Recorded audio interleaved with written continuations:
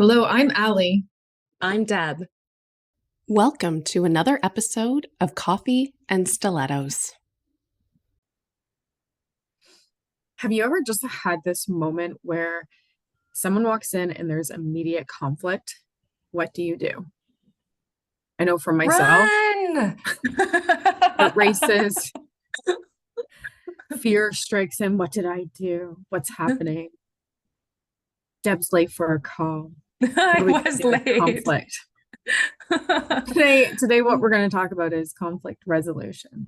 And we have some great strategies or different types of resolutions that you can work on. So if you're like Deb and I and avoid conflict or have, I would say, more avoided conflict in the past, you can use some of these strategies and help yourself navigate it differently because if you're avoiding conflict at all cases, it's going to accumulate.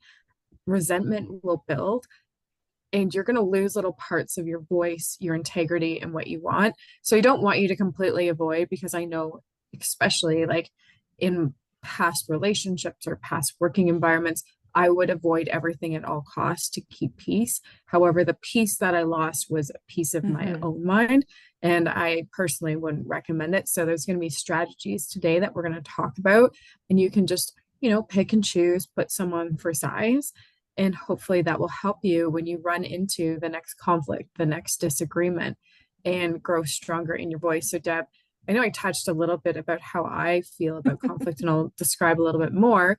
Though, what's your relationship with conflict?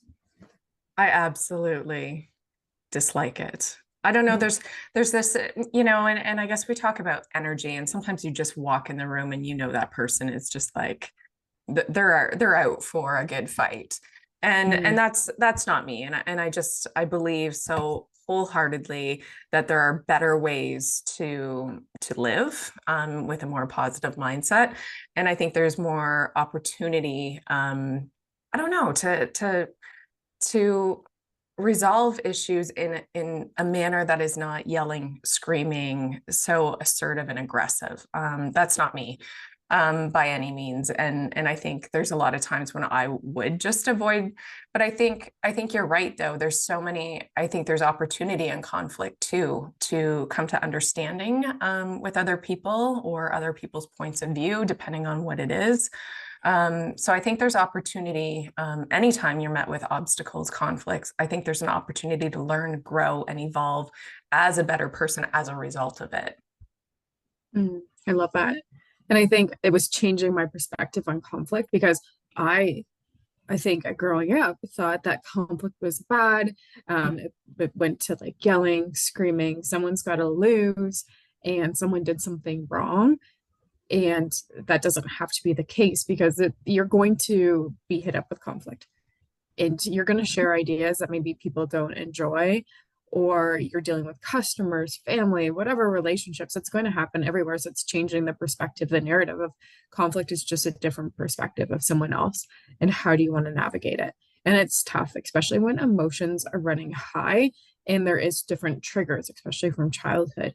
So with conflict resolution strategies, you can start seeing like how do you want to play with that energy and change it from like complete avoidance, because if you're avoiding that energy too, it's still around.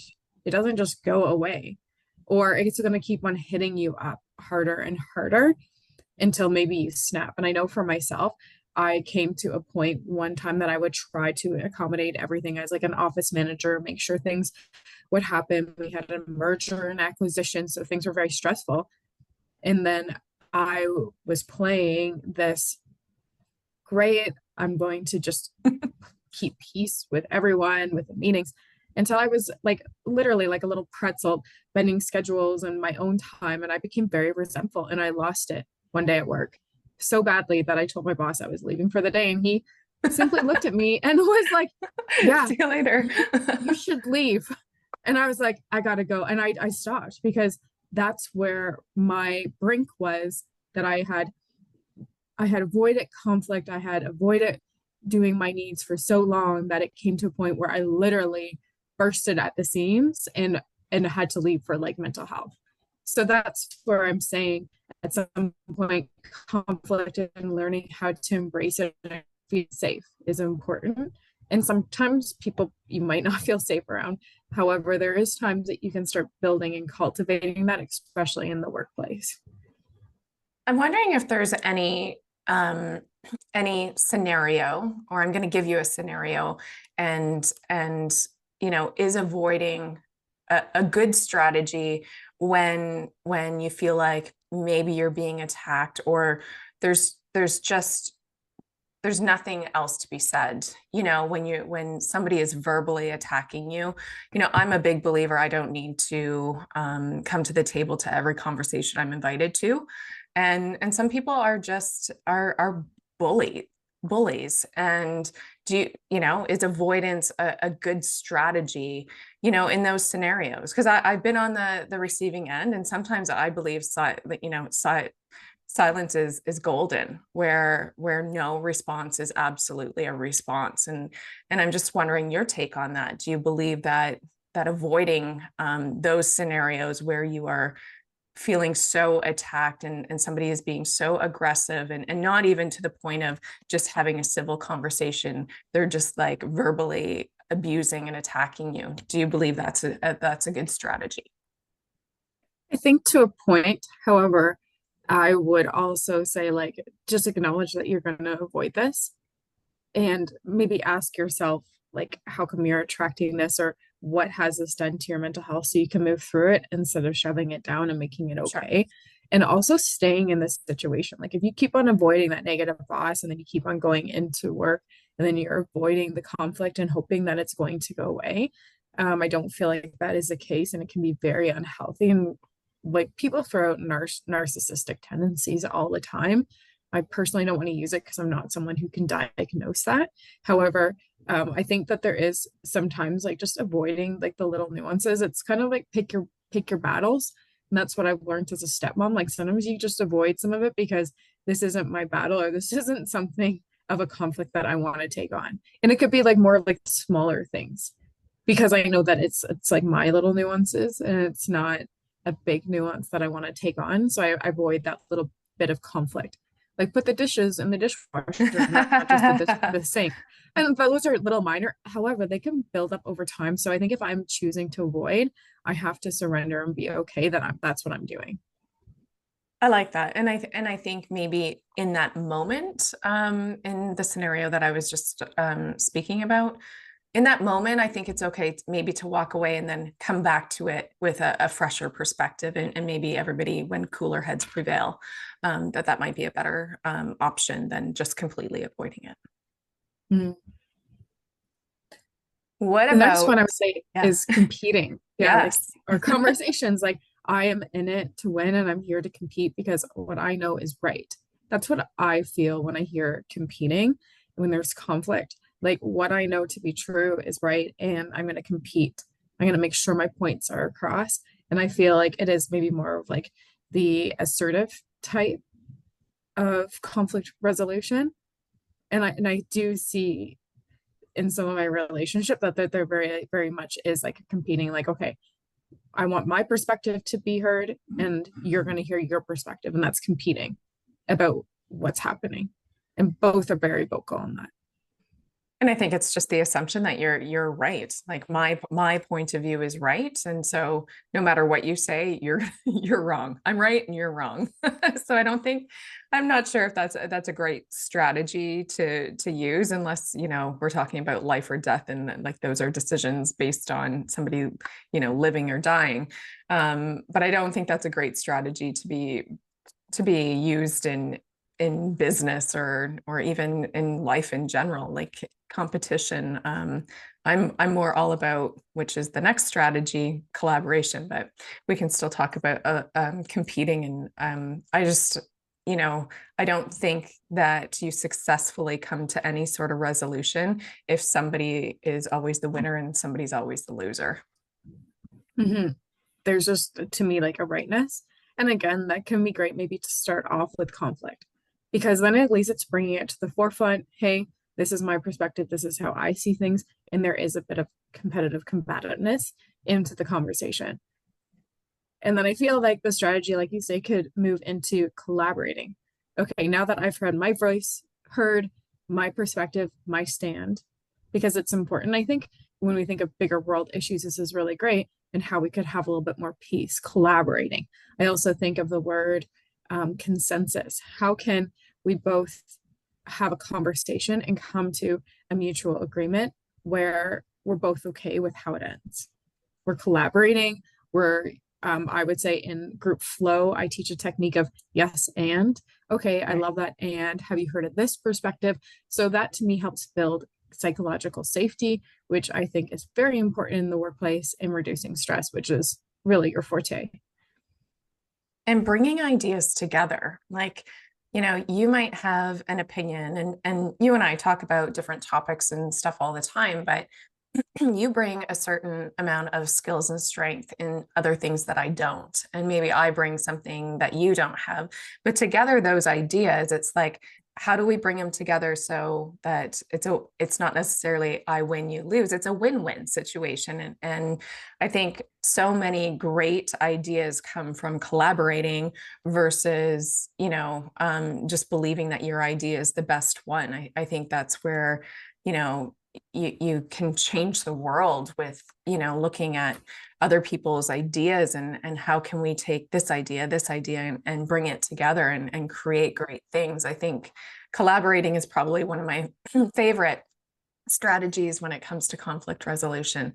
I think much more than, let's say, accommodating. So, I just give in, to the demands or your wishes that you would like to see. And I think you touched on this earlier, where you just either avoided it or just accommodated other people. And then over time, you're just like this doormat accommodating everybody else. And that leads to frustration.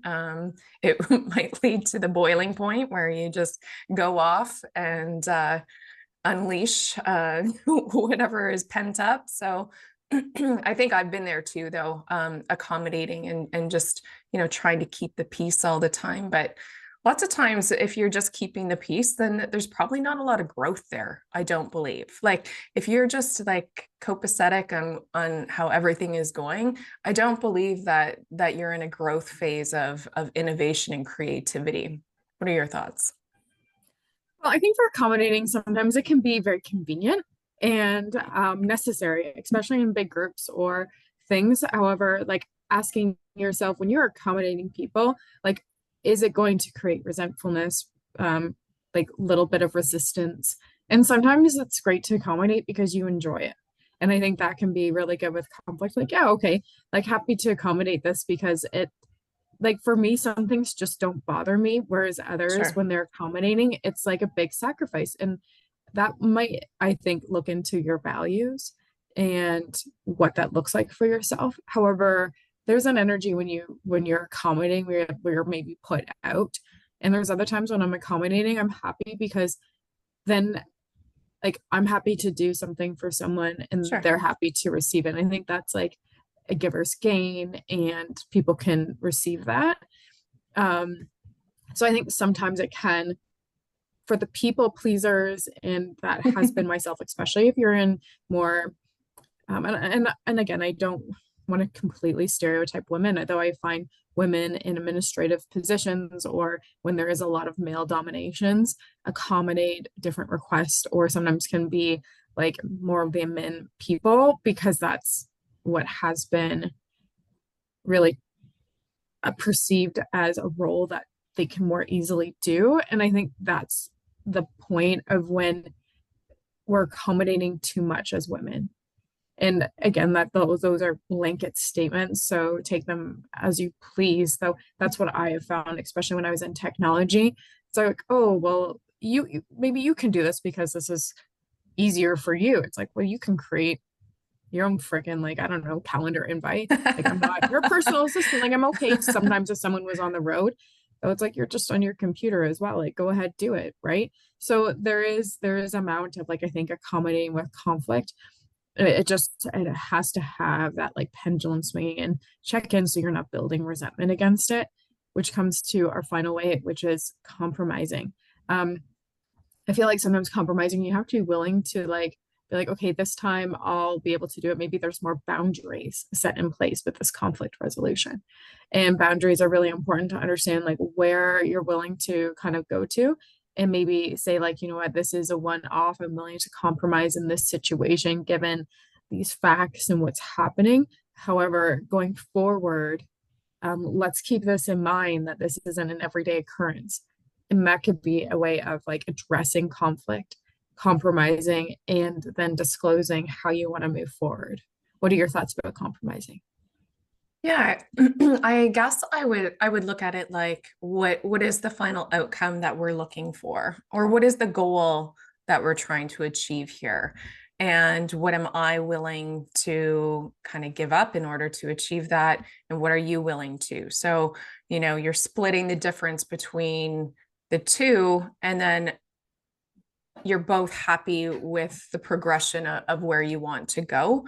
I don't think it necessarily means that you're completely it's obviously you're not accommodating someone, but you're willing to kind of let go of holding the complete reins, and allowing somebody to kind of get in the car with you and work on, strategizing collaboratively, collectively and cooperatively, and just keeping, I think, that final outcome in mind. Especially, I think, in business, there's deadlines to meet, and how do you meet them, and what can I do, what can you do, and how can we come together? Mm, I I guess like that. I think both of them are like compromising and collaborating. I think are very similar in to some degree. I don't know. What are your thoughts on that?